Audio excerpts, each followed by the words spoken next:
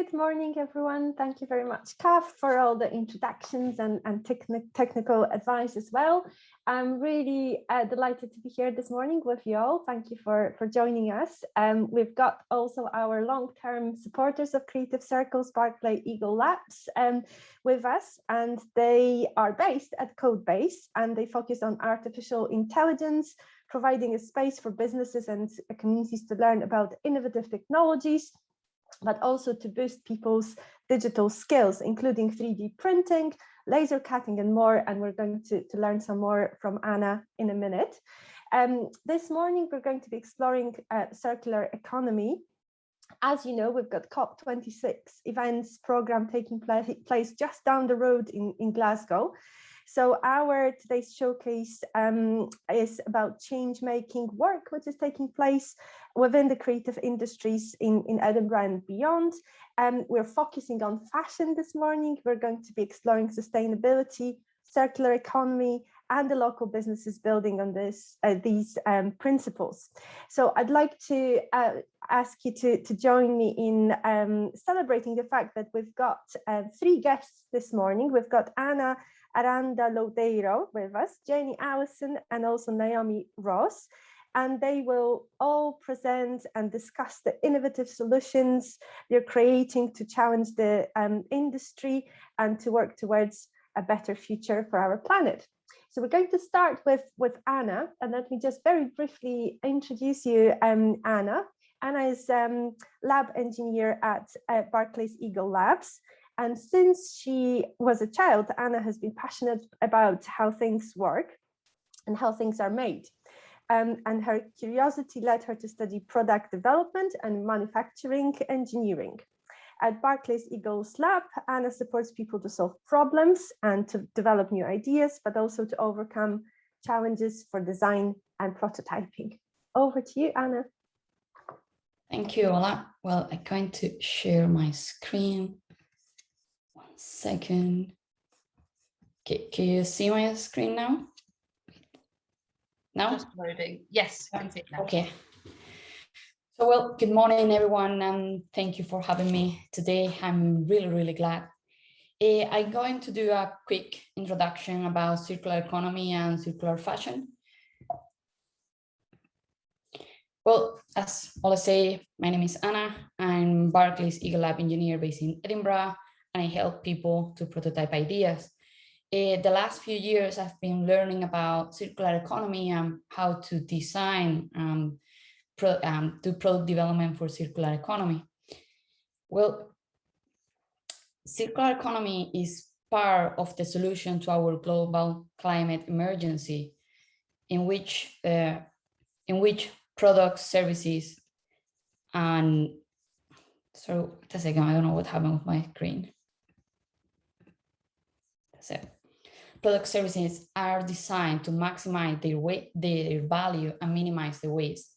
In simple terms, it can be explained as make, use, remake, as opposite to make, use, dispose. What is the difference between recycling economy and circular economy?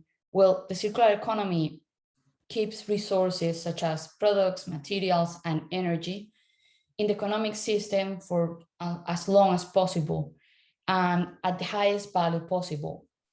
So products gain value as they are manufactured through the input of material, labor, and energy. Finding ways to reuse products keeps much of that value. Recycling a product captures less value because it requires energy, and some materials break down during the recycling process. So for circular economy, recycling is the last option.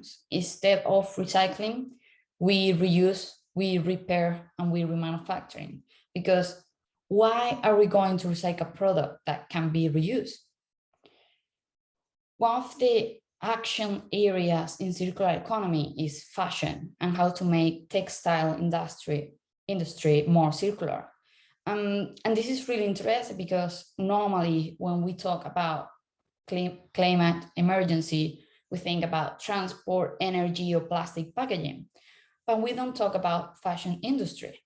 But did you know that it's estimated that the fashion industry is responsible for the 10% of the global carbon emissions, more than flights and maritime traveling combined. Take this as an example. Making one pair of jeans produce the same amount of greenhouse gases that as driving a car that more than 69 miles. And if we talk about water pollution, textile production is estimated to be responsible for about 20% of the global clean water pollution.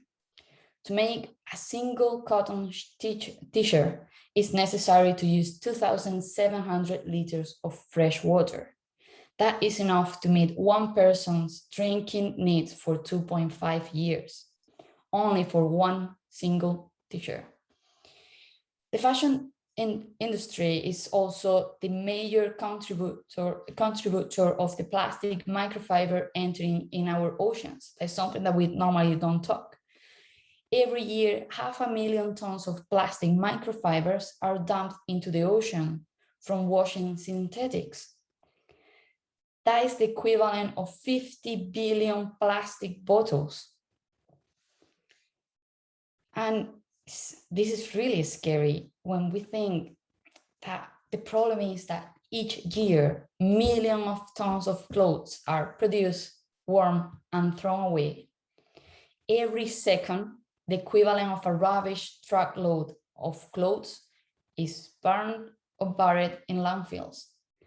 And it's estimated that 90% of the discarded clothing can be reused, recycled, or upcycled. So basically, we are throwing away all the material that we have created, and that all the clothing industry is contaminated a lot. So you might say, what can we do? Well, to solve the problem, we must reinvent fashion itself. We need to create business that are restorative and regenerative. In such a system, clothes, textiles, and fibers keep in their highest value possible and never ending up as a waste. Circular fashion have at the moment 3 focus areas. The first one is new business models that increase clothing use, safe and renewable inputs, and solutions so used clothes are turned into new. So that are the 3 focus areas at the moment to work in circular fashion. And to finish that very small introduction, what can consumers do about this problem? How can we help on this fashion industry? Well, to make the garment industry more sustainable, all actors must get involved, of course, from designers to manufacturers, critics, and consumers. Everyone needs to be really keen to solve this problem. Without consumer making a change, the efforts are in vain. We need to change what we think about clothing. Well, you say how? Well, maybe taking these small steps can help to change and make that small change that we need. Well, the first one is before buying, ask if the manufacturers use sustainable criteria to make clothing. The next one is we need to be creative in combining garments and recycling them after they wear out. We need to learn how to repair clothing again. I think that's something that the society has lost in the last few years. We need to be open to rent, for example, for special occasions like weddings, anniversaries, or sometimes also job interviews. Donate what you no longer use. I think this is really, really important. Buy only what you need. I think that is other key that is really, really interesting, because in some countries, 40% of purchased clothing is never used. We're talking about 40%.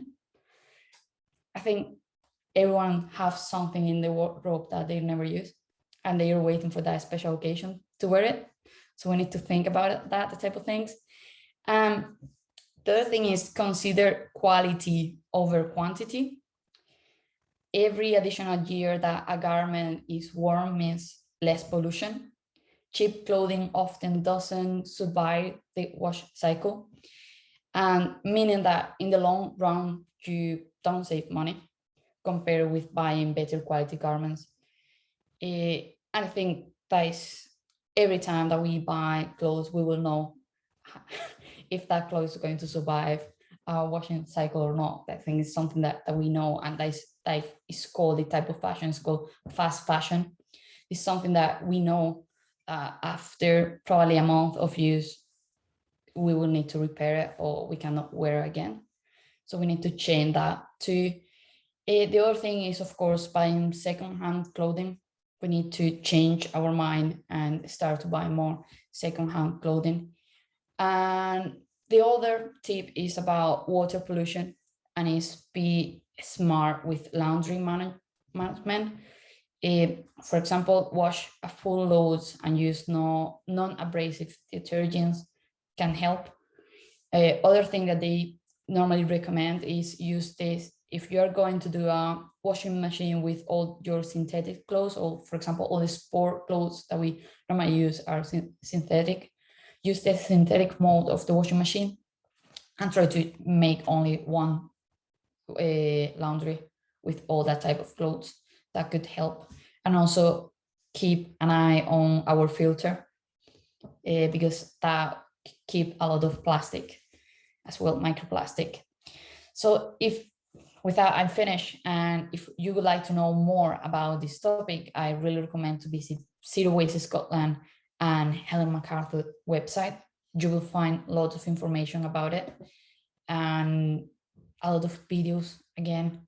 And when you start to read more and know more about this topic, you will be passionate about 100%. So thank you very much. And pass to the next one.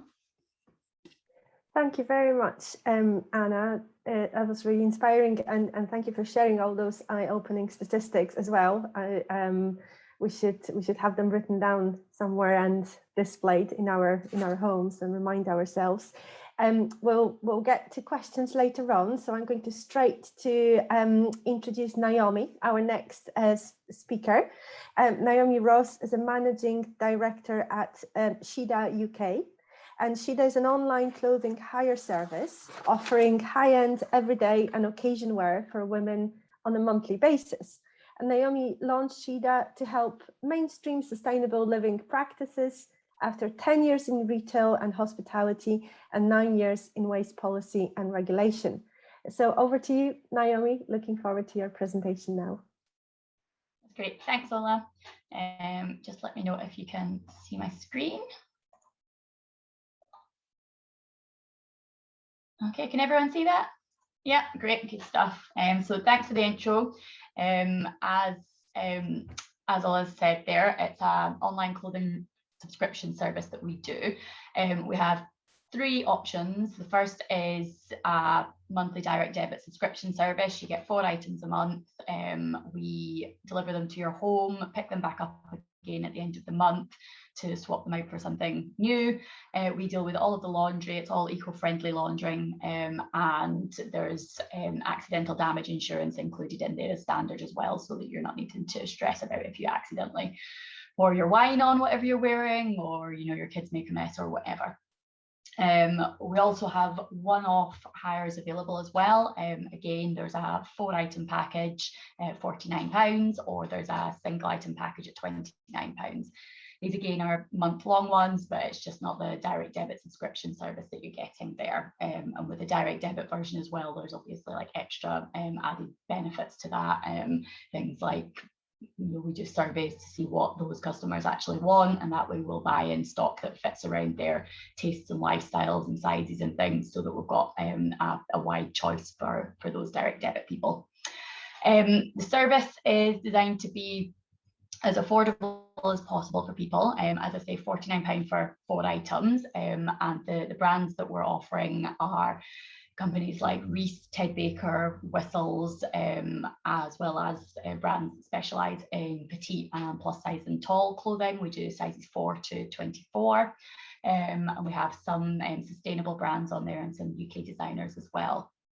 We deliberately priced it that way because the kind of target customer that we're going for is somebody who is a fast fashion lover. They like having a fresh new look every month. They're probably shopping at the moment in places like Boohoo, Primark, ASOS. And so we're really trying to kind of target those people and say that, for the price of whatever it is that you're spending on a cheap dress in Primark that you maybe only wear a few times before it falls apart, you can actually get access to really high quality luxury clothes that you'll step out feeling amazing in. And it's not just the occasion that we do everyday clothes as well. So we have a lot of luxury coats on there, cozy jumpers, really funky, pretty skirts with pockets, which every woman wants, trousers, you name it, we have it. We also have focused on trying to make the service as convenient as possible for people, because we know that at the moment when we've all got really busy, hectic lives, that's really important, especially when it comes to barriers to sustainability. A lot of people don't have the time to be going around trying to research sustainable brands. They probably don't feel that they have time for trawling around secondhand shops when they've got an afternoon off from the kids or whatever. And so what we've done is try to build a platform that is smartphone adaptable, as you can see here. So our customers can browse anywhere, anytime, from the comfort of their sofa at night once they put the kids to bed, or on their daily commute if they are finally back in the office again. They browse and order wherever, and then, as I say, we deal with all the collection and things, so there's no need to have to go out to a DPD office to pick anything up. It's all done from the comfort of your own home. And then the kind of key thing for us, it's probably not this side of things that we're really pushing on our customers too much, because we don't want it to be the kind of thing rammed down their throat. But the reason that we set the business up in the first place was the sustainability side of things.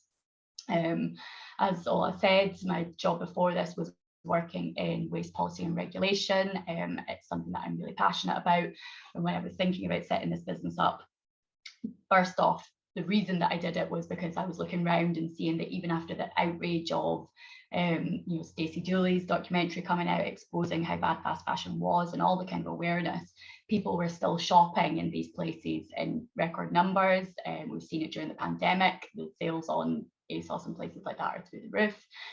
And really, as far as I could see, it was because there just wasn't a viable alternative out there for people. So when I was setting this up, I was really thinking, is this a business that is genuinely going to offer a sustainable alternative and make a difference? Because if not, then there's no point in me doing it. So sustainability has really been kind of woven into everything that we do. The first side of things, I guess, is the product sourcing. Pretty much everything that we buy in is secondhand. That's not just the stock. So about 95% of the more than 1,000 items that we have all been bought secondhand. But also down to all of our other procurement as well. So things like the laundry equipment that we have, the vast majority of that is secondhand, including we have a steam sanitizing closet that is certified to protect against COVID and other allergens and things. We managed to get that pre-owned, right down to the really smallest things like balloons for our photo shoots, the pegs for drying our clothes. We look at absolutely everything. The other side of it as well is things like the laundry. So I'd said that it's eco-friendly laundering that we do. The sanitizing closet that we use doesn't use any chemicals at all. It's purely water-based. And then the stuff that we do properly launder, we use eco-friendly brands like Small, Clothes Doctor and eCover as standard. Really every aspect we've thought about. The packaging is all recyclable, made out of recycled material. The courier company that we use, we've gone with the most eco-friendly option available there as well. So really as much as we can. The circular economy side of things for us, I guess Anna touched on there the fact that a big principle with circular economy is about reuse, and obviously that's what our business is, from the stuff that we buy in, which is reusing stuff that's already out there, to encouraging customers to actually get involved in a reuse market where they're sharing things instead of, I think as Anna said, 40% of clothing in our wardrobes on average has never seen the light of day. So it's about, rather than that sitting in the back of somebody's wardrobe gathering dust, not being worn, making them feel bad about the fact that they can't fit into it when they could when they first bought it, It's essentially a communal closet that you access as and when you need stuff, and that way we're really maximising the lifespan of the clothes that are already out there. Just moving on to the next slide. The other elements of the business that are kind of key circular economy ones are the repair side of things as well. So when we get stuff back in from people, if it is damaged, then we'll look to repair it wherever we can. Our own skills are fairly limited there, so that's, you know, rehemming things, fixing buttons, you know, dealing with stains, that kind of stuff. But if we can't fix it ourselves, then we'll send it out to our partners to fix. And then if we can't deal with it from there, then we look to send it on somewhere else. So we have stock that we are able to resell again. Even some of the stock that's damaged, we can still get revenue coming in for that. We are very, very fussy about what we put out to our customers. So even if it has really tiny marks on it, it doesn't go out. We really are about, you know, trying to show people that secondhand can actually be really, really good quality stuff. You know, so we want to really kind of protect that image. However, there are a lot of people who are still willing to pay good money for quality brands that do have minor bits of damage on it. So if we can bring in more revenue, then we will do. We also donate to charity if it's stuff that is maybe just, you know, stuff that people aren't interested in anymore. We're very careful not to give charity shops damaged stuff. And we also haven't had to do this yet, thankfully, but we are building partnerships with other kind of designers and upcyclers, so that when products are getting to the end of the usable life, we can give them out to those people to be able to turn them into new products. So most of that so far has come through the Sustainable Fashion Scotland network and Creative Stirling here at our base, but we are looking to kind of establish additional partnerships with other designers and upcyclers as well. And then the absolute last resort for us, as I said it should be, is the recycling side of things. And again, so far we haven't had to send anything away for recycling, but at some point, you know, we expect that we will do. None of our textiles get sent to landfill or incineration. We're very, very careful about that. I guess just from the kind of creative side, this is something that actually is really, really important for us. You know, there's a real perception issue out there for secondhand products. People, you know, not just the hygiene side of things of wearing stuff that other people have already worn, but it's also about, you know, people being excited to buy secondhand stuff.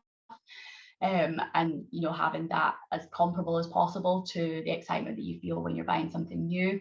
So we've been really, really careful to try and kind of match as closely as possible traditional online retailers with that. You'll see from the page with the smartphone on it, it's quite a kind of clean and clinical website that we have. We keep the imagery to a minimum so that the images are really focusing on the product, and then there's a lot of detail in the listings themselves to give people as much information about the products that fit that kind of thing.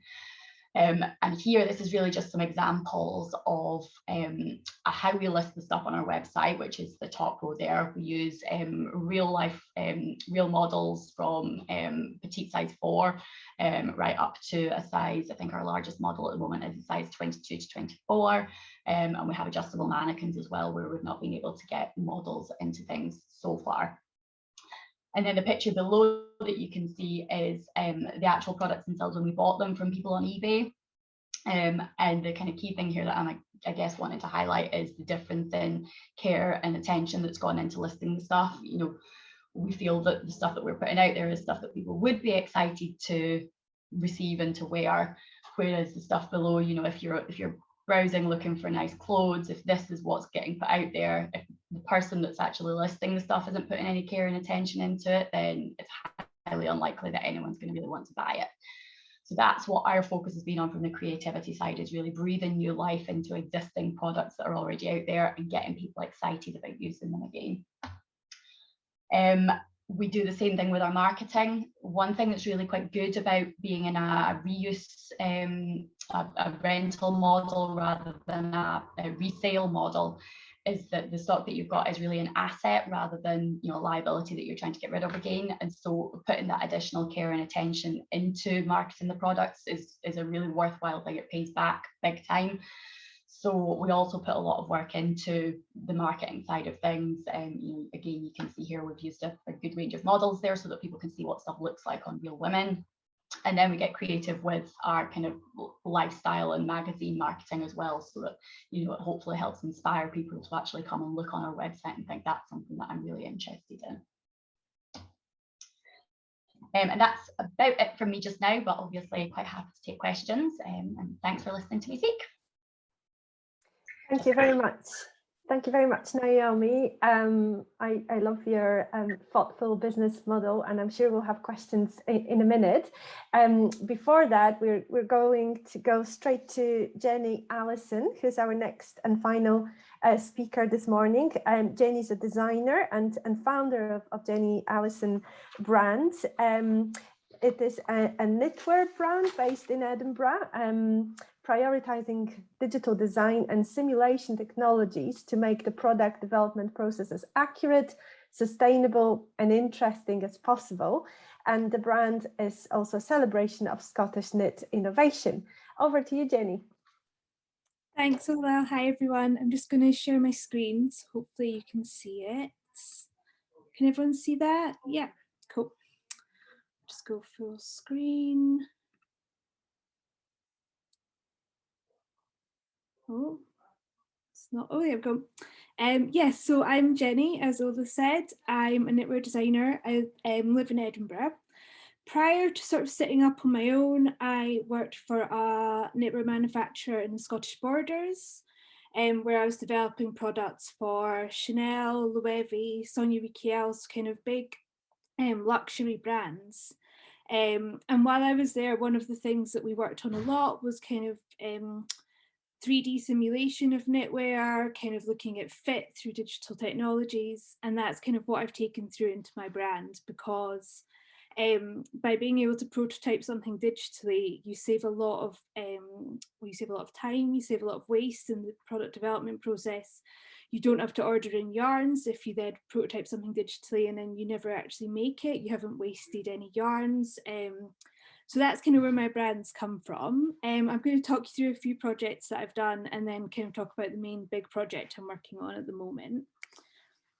So one of the things I sort of first did when I kind of went freelance was I worked with a choreographer called Simone Kenyon, and she was doing a performance in the Cairngorm National Park and wanted kind of knitwear pieces as part of the show.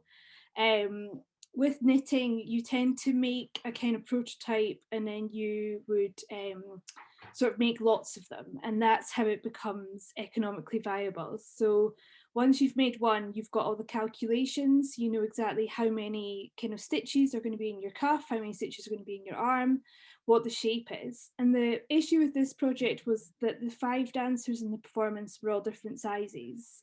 So I was basically going to have to prototype something 5 times to get the correct sizes for all the models. So what we did instead was we used a 3D simulation program called Clo3D, and we put in the dancers' measurements, and then we worked out the knitting calculations digitally before I knitted anything. So all the jumpers you see here are the kind of first attempt at the costumes, which is quite unusual in knitwear. You tend to have to maybe do it once and then adjust. So that was a way of kind of stopping us kind of ordering in lots of like really beautiful, it's a really beautiful British lamb's wool that we used, but ordering in that and kind of wasting it when we could do something digitally that would mean that we could, I suppose that we could get to the solution quicker with less waste and still get a really good result. The other thing with this project, which I really loved, is I'm a big wool fan. I use almost exclusively animal fibres in my work, mostly wool, sometimes cashmere. And what's amazing about wool is that it helps your body regulate its temperature. So for the dancers, we didn't know if it was going to be a hot day, if it was going to be a cold day, if it was going to rain, if halfway through the performance the weather was going to turn. So we had to use a fibre that was going to be able to keep the dancers cool when it was warm, be able to heat them up when it was cold. It was a fibre that doesn't really need washed. So if you've got wool jumpers at home and you feel like it needs a wash, you can just try hanging it up outside and it will kind of self-clean. Wool is absolutely amazing as a kind of sustainable fibre. So I really loved working on this project. During lockdown, I was looking on Instagram, and the Wilhelmina Barnes Graham Trust, who look after the kind of estate of Wilhelmina Barnes Graham, put up this image here on the left of a kind of tie that she designed. And they were sort of talking about how she would kind of combine knitwear with her paintings. And I got in touch with them and I said, oh, wouldn't it be great if people during lockdown could make this? So from this image here, it was just this image and one more. We used kind of digital tools to work out what the knitting pattern would be, because I couldn't go and visit them. I couldn't go and see it because we were in lockdown. So using things like kind of Photoshop, using again Clo3D, we worked out how people would be able to knit this piece themselves at home. And then we released it as a free pattern during lockdown. And I thought that was quite an interesting way of kind of using the digital to like give people a way to make their own stuff. And that's something that I would like to kind of keep looking at, is like, can we look at things like, if you've got something existing in your wardrobe, is there a way to then work out how you could make something similar so that you're not buying something that you might just throw away, like kind of using things that already already suit you. It kind of introduces people into making their own work as well. So that was interesting. Oh, that's it. So I've mentioned Clo3D a lot. This is Clo3D files here. So this is the program I use for digital prototyping. And basically the program allows you to digitally pattern cut. So you can kind of, as if you were like kind of manually pattern cutting with pen and pencil, you can do that in the program, and then you can apply different fabrics to the garments. So here was a jumper and a kind of kimono cardigan that I designed earlier this year. And then here's the final result. So these visuals were produced before any yarn was ordered, before I worked with the manufacturer. And what it meant was that when I went to the manufacturer, I had a really clear plan of not only what the garment would look like, but also how it would function, how much stretch or resistance is in the skirt or the cuff here or in the collar, what kind of fibres would be used. And it made the process a lot quicker, a lot cheaper, but also a lot more sustainable, because this yarn that we used has a minimum order quantity. So I did this in quite a few different colours. I had different colourways prototyped digitally, and then could make the decision before having to order 5 kilos of yarn in each colour, which that yarn would then just sit in a yarn store in a manufacturer. So I know from my time in industry that quite often brands will order yarn, it'll never get used, it'll never get past the first fitting, and then that whole kind of batch is wasted, because it's really difficult to reuse yarn, because you have to, especially if you're doing a production run, it all has to come from the same batch of dye. So it's kind of a way to kind of cut down waste at the prototyping stage, which is something that I'm really interested in, is how do we prototype sustainably. I also use, this is a little bit of a segue, but I also use the program to create imagery. So I use kind of digital draping technologies to sort of create digital images, which I then knit into blankets in really small quantities. So these were made for London Design Festival back in September, sorry, and they were using that same process of kind of digital prototyping, but then taking that back into a physical product. And these were made in small batches in Scotland from lamb's wool. Again, I always use wool, and were kind of a really nice way, I thought, of bringing the kind of digital prototyping side back into a kind of physical product and a kind of physical embodiment. So I've talked a lot about sort of trying to be more sustainable in the prototyping part of my process, but what I'm currently working on is sort of extending that out into the production side, because working with factories, like factories have minimum orders that you have to kind of reach. So if you're developing a product, sometimes the minimum order will be like 10 pieces, sometimes it'll be 50, sometimes it'll be 100. And so I'm trying to look at ways that I can make that part of the process more sustainable. So I have some funding from Creative Informatics, and what we're doing, this should play a little video, hopefully, is we're making a kind of app for customizable knitwear. So we're making an app that customers will be able to come in. This is a sort of working prototype, but we'll be able to kind of place patterns on, this would be, for example, a scarf. We'll be able to place patterns on the scarf where they want them. But because of the parameters that we've already worked out with the manufacturer, we wouldn't have any minimum orders. So we would be able to just order one of these and it wouldn't change the cost. And it would mean that you could design something that you actually really wanted. You would have a hand in designing it, which is hopefully going to make you want to keep it for longer, want to kind of treasure it. And then the manufacturer still gets the appropriate amount of money for their work, and we don't end up having to order 50 of them. And that's kind of I'm sort of at the beginning of this process. So I started at the beginning of October, so it's still quite a new project.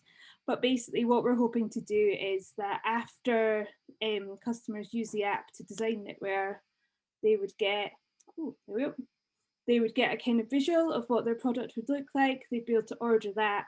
And then we'd be able to move from the kind of current model in fashion is sort of design, make, sell. And I really want to move to sort of design, sell, make. So people are only going to be buying I'm only going to be making, what people have already bought. And that should really cut down the kind of amount of waste. Like, I know myself from working in industry that stockrooms and factories are just full of stuff. Brands have got stockrooms full of stuff, especially during the pandemic, where loads of stuff was ordered and it was all delivered and then no one could sell it because everything was shut. So kind of cutting down on making things before they're bought, I think, is really important. Yeah, that's me. If anyone's got any questions, more than happy to take them. It's a bit of a whistle-stop tour, but yeah, thank you. Thank you so much, Jeni. That was really, really fascinating, and I know we already have some questions. Before we ask them, what I'll do, I'll perhaps go back to Ana and Naomi, and then have one question for yourself, Jeni, and then we'll open up the floor for questions from the audience, which are coming our way, which is brilliant. So starting with Ana, if I may, since your presentation was first this morning, I learned the other day that the word crisis derives from Greek, and that its second, slightly less known meaning is a turning point, an opportunity. What kind of opportunities can you see ahead of creative makers who are committed to becoming more sustainable in their practice as an engineer and a passionate circular economy advocate? And these are great questions. I think creative communities, for me, are the key. Basically, because we think outside the box, and circular economy requires people that think outside the box. We can reuse stuff or make from waste from other industry, make new products. And that's how we need to change a little bit our mind when we are designing products. So what is already there that I can reuse, like my basic material. And I think we put in the chat one that's talking about biomaterials. I think is really interesting for the community, probably, is how people are creating new fabrics from waste. One of them is really interesting because it's using waste coming from fruit and vegetables to make near leather and making bags from that. So how many waste the industry have from pineapples, melons, oranges, that we could buy that material very, very cheap. That's the key point, is start businesses that are based on waste is cheap from the starting point. I think that's difficult at the moment for a lot of businesses. And you are creating a new opportunity from there. Another quick example could be, I don't know if the people know about nets works. They basically buy fishing nets and converting that fishing nets into carpet tiles. And basically are paying fishermen instead of put again that fishing nets that they recover during the fishing, put again and sell them by kilo or by ton. So trying to think outside the box and what materials are already here that we can reuse, can create a lot of business opportunities. And also the government and the Scottish government are really keen to help on this type of projects. So I really recommend to visit Zero Waste Scotland, because you will find there possibility for funding and for help, for training that could help all the makers industry and creative industry to create new business models. That is what we need at the moment. Thanks very much, Anna. Very thorough answer, and creativity seems to be the answer in short, if we can summarize that very quickly. Quick question to Naomi, if I may. I'm interested in your directory of brands on your website and offering ethical products and services. What does the process of screening entail, and how do you go about due diligence, and what the parameters are when you recommend ethical brands for people to choose? Thanks, Ola. That's a great question. So I would say, first off, it's still very much in its infancy. If you do go and have a look, we've just got half a dozen brands on there at the moment. So we haven't got a strictly defined set of criteria so far. And that's something that really will kind of evolve as we go. But we do have, I guess, some kind of guiding principles. First one being, we do not feature large corporations that are operating as business as usual with a sustainable arm to what they're doing. So there's no organic underwear from Marks and Spencer's or anything like that. It's all about brands that genuinely are trying to change the world. Secondly, we're also quite fussy about the brands that we do feature. So just because it's a sustainable brand doesn't necessarily mean that it will be there. It has to be one that we think that our target customer would really be into.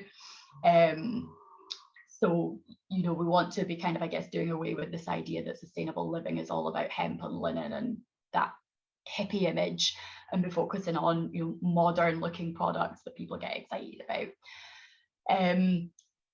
And then I suppose the third thing as well is that we look not just at what the product is and the services that's being offered, but we do look a little bit at the kind of behind the scenes side of things as well. So can we look at, you know, who the people are that are running the organization, what's their background? Do they seem like people that are genuinely trying to make a difference themselves, or do they seem like people who are in it because they've seen a market opportunity to make a quick buck?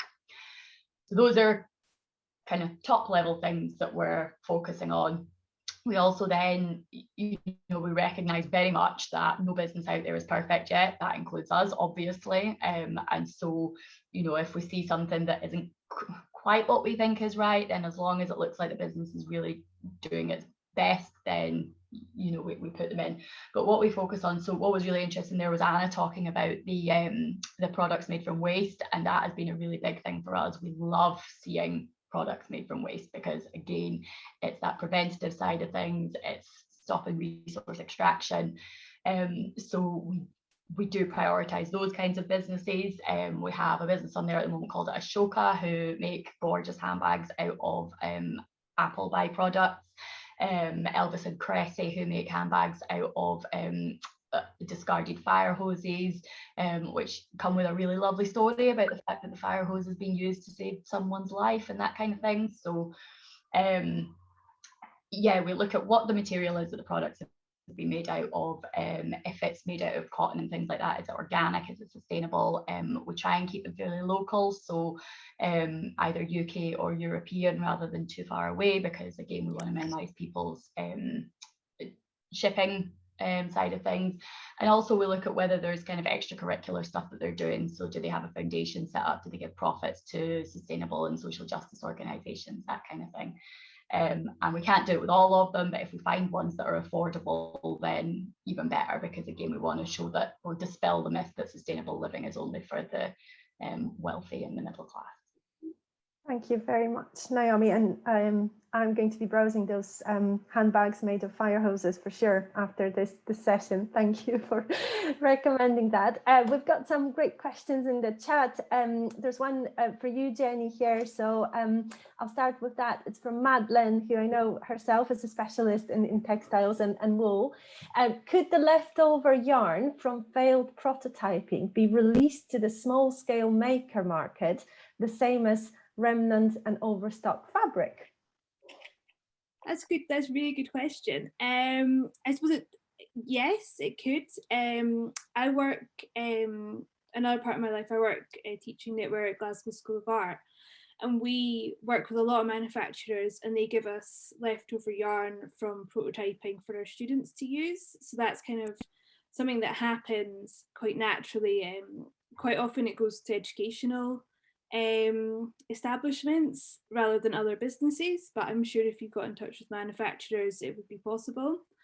One thing about kind of knitwear is that once the yarn has been knitted and washed, it then becomes quite difficult to get it back to the kind of yarn state that you'd be able to machine knit with it again. So once something, say for example, if something has been washed, as you know, when you wash wool in particular, it kind of slightly shrinks, the size changes, it becomes a lot more difficult to unravel. So I'd say once something's washed, it's almost like that panel of the garment could be recycled. So it could be that that panel then goes to a designer who would upcycle it or who would work with it in a different way. But I think once something's been washed, it's quite difficult to get it back to the yarn state.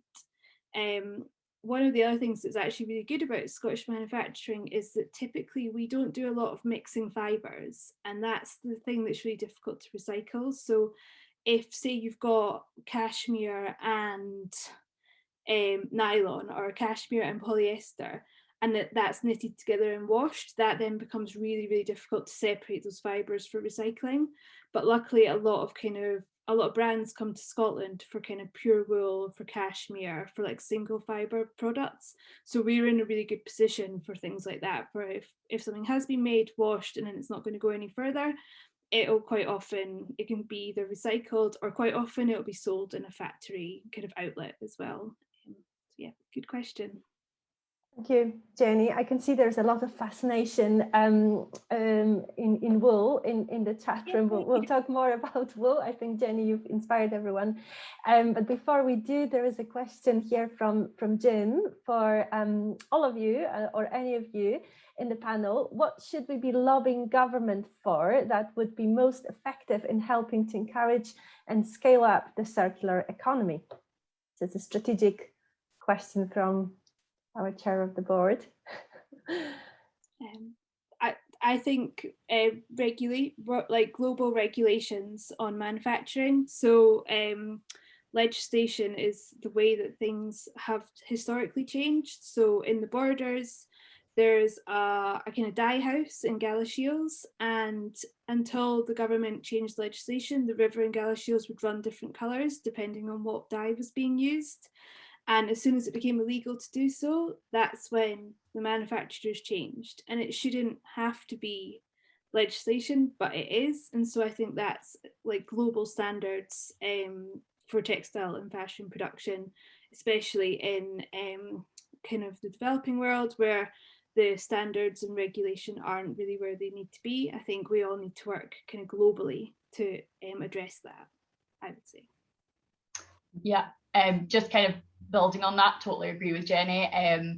One thing that already exists at the moment in the waste side of things is a piece of legislation called Duty of Care, which basically holds people accountable for pollution that's created if their waste is discarded illegally and harmfully. So if a business gives their waste to a company and then they dump it, then ultimately the business that gave it to the waste guys could be prosecuted.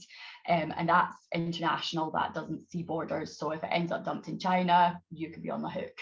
And that's done wonders for our waste industry. It's still not perfect, it still has a long way to go. And what I'd really love to see is almost like a reversal of that for import of goods, whereby the importer could be held legally accountable for any environmental and human rights damage that's caused in the creation of their products. Because right now there is nothing. So ultimately, you know, the big companies don't give a damn about what's going on abroad. The countries abroad at the moment are still struggling to feed and house and clothe their citizens, never mind start looking at some of this higher level stuff. And you know, we know that a lot of countries still have issues with corruption and things like that. So for us being in the position of privilege that we are, imposing legislation like that could go a really long way. And also it's a cliche, but finance, changing the tax system so that companies that are setting up in environmentally minded and circular economy type businesses are financially benefited over the ones that aren't, and that would make a difference. Absolutely, yeah. There's plenty of opportunity to lobby the government, as you say. I've got one question which hopefully will be of interest to all our freelance creatives. We've got a wonderful community of over 5,000 creative people in the city who are members of Creative Edinburgh, and I have this notion that freelance creatives tend to have fewer opportunities to attend training and to get upskilled in the field of both circular economy and sustainable production. And so we plan next year to help our community to navigate the landscape of sustainable creation through training, workshops, career surgeries, and inspirational encounters like the one this morning with yourselves. What, in your view, are the most pertinent issues we should address, and what would you recommend to ensure that understanding the principles of circular economy and sustainability grows among our members, and that nobody feels excluded from being part of that narrative, whether they work in an organization or whether they are freelance? Do you have any thoughts of that, on that, any of you? Well, in my opinion, is know a little bit more about materials and the materials that we use every day, because we have been, well, I don't know, decades right now with our recycling economy. We really believe that we can recycle old products, and that is impossible, but that things that we can use is reuse that materials that are already there. So if we learn a little bit more about what materials can be recycled, what materials can be reused, and what are the properties of some materials, I think that will be great knowledge for the community. It's because if we start to check all the materials we have around, we will see, oh my goodness, I put this on the recycle bin for years, and they are not going to recycle this particular plastic. So just learn a little bit more about that. I think could be great.